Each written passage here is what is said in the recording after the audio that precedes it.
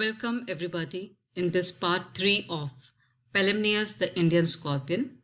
I am Dr. Sunita Shekhawat, and in this video lecture we will study about the respiratory system and excretory system in scorpion. Now before moving further, I would like to show you a YouTube video whose reference I have added in the end of this video lecture.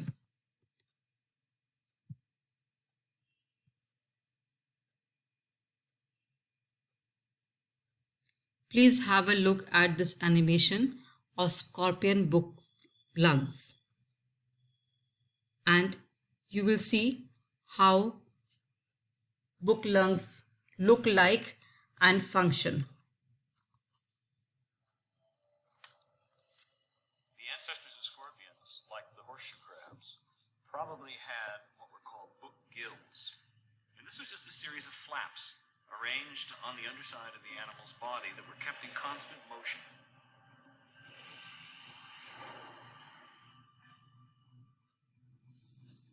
Through the process of evolution, These are the lamella, and this is the atrial chamber. Lamella,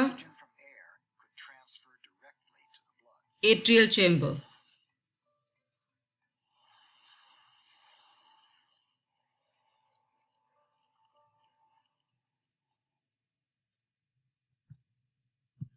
Now have a look at this diagram.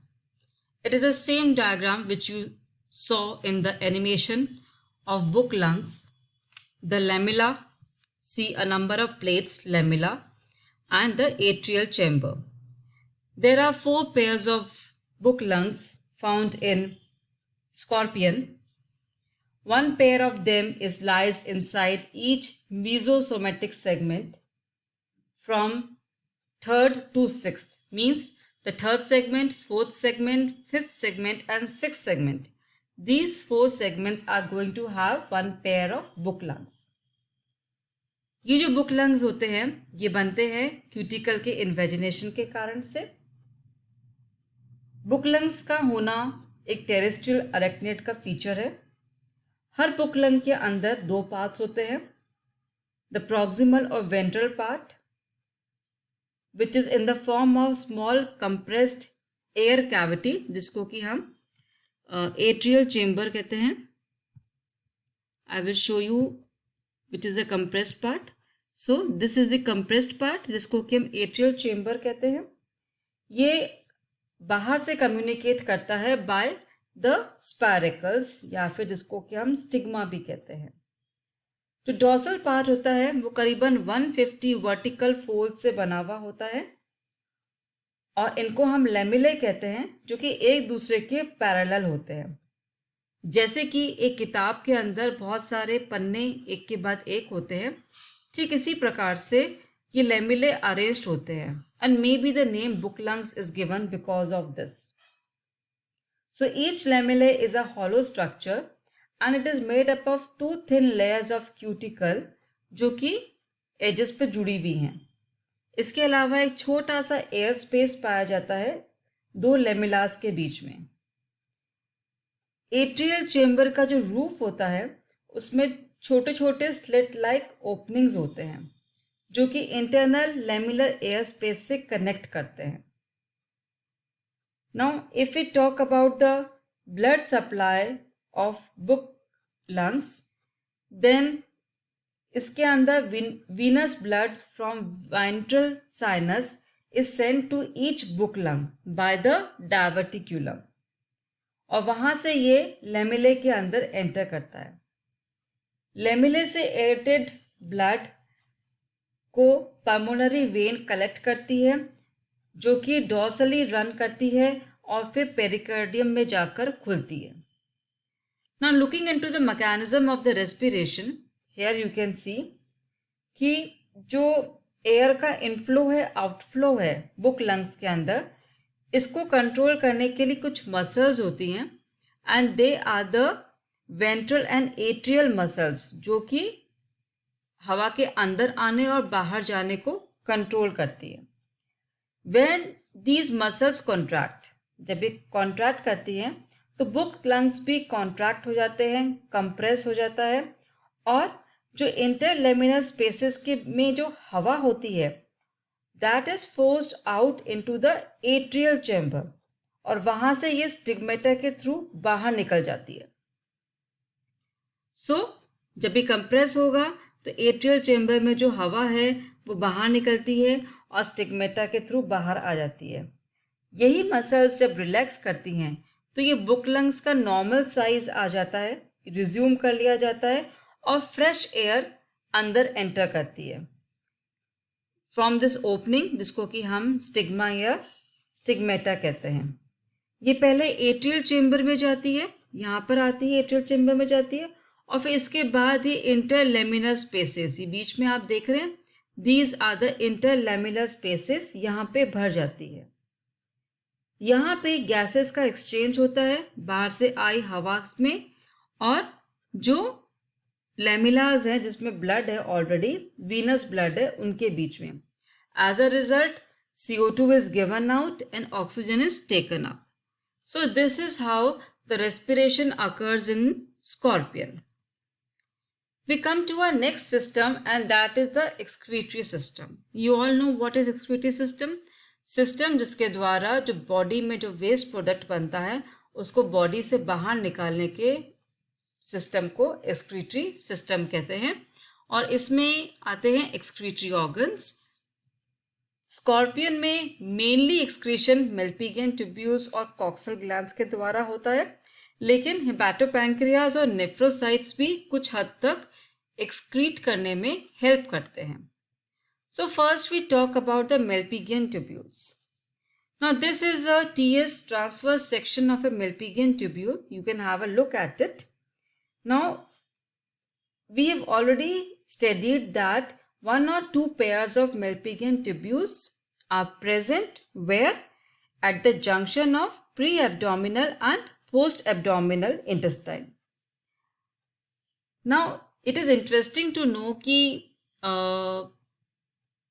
Scorpion के अंदर सिर्फ एक या दो जोड़ी मेल्पिगियन tubules के पाए जाते हैं, जबकि कॉकरोच और अदर इंसेक्ट्स में उनका नंबर काफ़ी ज़्यादा होता है। दूसरा डिफरेंस जो है वो ये है कि स्कॉर्पियन के अंदर Malpighian tubules are endodermal in origin, जबकि कॉकरोच के अंदर मेल्पिगियन ट्यूब्यूल्स का एक्टोडर्मल ओरिजिन पाया जाता है। मेल्पिगियन ट्यूब्यूल्स सिर्फ प्री एब्डोमिनल रीजन में पाया जाता है और इनका डायमीटर इरेगुलर होता है because they have differential absorptive and diffusive capacity. Excretory waste को कलेक्ट किया जाता है ब्लड से इन ट्यूब्यूल्स के द्वारा, और फिर ये फीसिस के साथ बाहर पास आउट हो जाते हैं। सो this is a basement membrane, these are the longitudinal muscles, a peritoneal sheath, this is a lumen, and these are the nucleus present in Malpighian tubules. Waste product में mainly guanine होता है, but the waste may also contain adenine and uric acid. जो second excretory organ है जो कि important है scorpion के अंदर, that is the coxal glands. So a scorpion has one pair of coxal glands which are shining white colored, और ये प्रोजोमा के दोनों तरफ पाए जाते हैं, close in front of endosteroid. Now coxal glands are derived from coelomoducts. Embryonic stage के अंदर there are 5 pairs जो कि सेगमेंट 2, 4, 5, 6, 8 में होते हैं, but as the scorpion grows उसके बाद सिर्फ 5th सेगमेंट के कॉक्सल ग्लैंड्स परसिस्ट करते हैं, बाकी चारों सेगमेंट्स के कॉक्सल ग्लैंड्स रिड्यूस हो जाते हैं। हर ग्लैंड के अंदर 3 मेन पार्ट्स पाए जाते हैं। First is a large excretory saccule. So you can see in this diagram, this is a large excretory saccule जिसको कि वेसिकल या एंड सेक भी कहा जाता है। दूसरा इसमें coiled tube या लेबिरिंथ पाया जाता है. This coiled structure is known as labyrinth and there is a swollen terminal part जिसको कि हम टर्मिनल रिजर्वॉयर भी कहते हैं या फिर ब्लैडर भी कहते हैं. और फिर एक छोटी सी डक्ट होती है, वो डक्ट बाहर खुलती है बाय द excretory pore.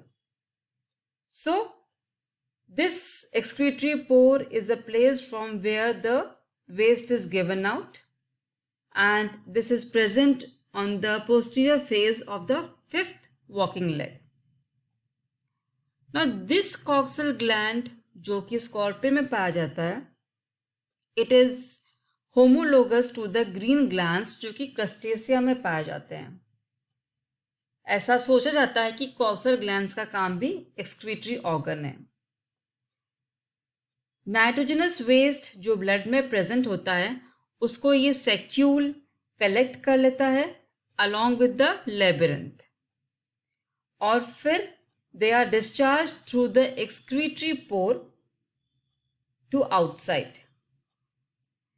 सैक्यूल के अंदर यूरेट क्रिस्टल्स भी पाए जाते हैं. The next organ is hepatopancreas. Hepatopancreas working as excretory organ is reported, but not much is known about this. एक साइंटिस्ट हैं पेवलोस्की, उन्होंने कहा कि हेपेटोपैंक्रियाज हेल्प इन एक्सक्रीशन, और अगर इसकी बॉडी कैविटी में, स्कॉर्पियन की बॉडी कैविटी के अंदर अमोनिया कार्बाइड को इंजेक्ट किया जाए, then this is deposited in the form of minute bright red granules inside the cells of hepatopancreas. So anything which is not for the feeding purpose, which is waste, has been stored by this coxal hepatopancreas cells. And the last one is the nephrocyte. There are large nephrocytes and lymph tissue organs जो कि specialized हैं to store the excretory product. ये body wall के नीचे पाए जाते हैं मीजोजोमल reason में. इनका एक्सक्रीटरी फंक्शन भी है, साथ ही साथ फेगोसाइटिक फंक्शन भी है. यू अंडरस्टैंड फेगोसाइटिक मीन्स जो बाहर से जो फॉरेन एलिमेंट्स हैं जिसको कि खाना है से, तो उनको ये ईट अप कर लेता है, and that eating is known as phagocytosis. So this is all about the excretory system of scorpion, and hope this topic is very clear to you. Along with it, these are the references which you can have a look, and I have used these references in my video, and I have shown you a YouTube. This is the link of the YouTube showing the animated book lung structure, so you can go through this link also, and here I have given the reference of it. Hope the topic is very clear to you and both systems you people are able to understand. Thank you.